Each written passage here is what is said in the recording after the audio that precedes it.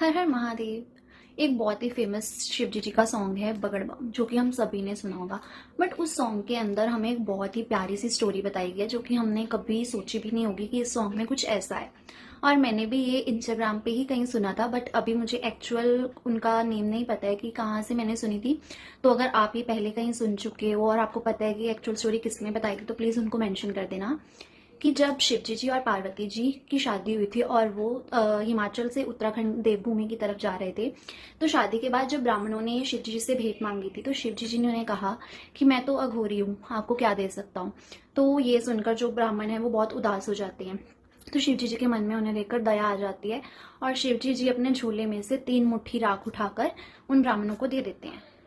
पहली मुट्ठी राख जो थी उसमें वो उन्हें उत्तराखंड का राज दे देते हैं, और जो दूसरी मुट्ठी राख की थी उसके अंदर वो उन्हें चारों वेदों का ज्ञान देते हैं, और तीसरी मुट्ठी राख में उनको बहुत सारा धन देते हैं।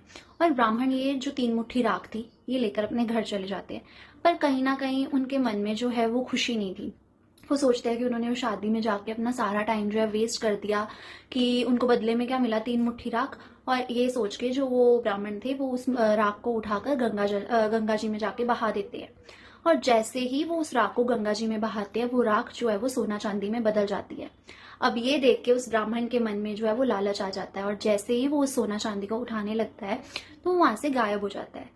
उसी तरह से अब जो वो ब्राह्मण था वो अपने ही लालच का शिकार हो जाता है। और इससे हमें ये सीखने को मिलता है कि अगर भगवान जी हमारी लाइफ में कुछ चीजें ऐसी कर रहे हैं जो हमारी फेवर में नहीं है, उसके पीछे कुछ ना कुछ रीजन हो सकता है जो कि हमें बाद में समझ आए।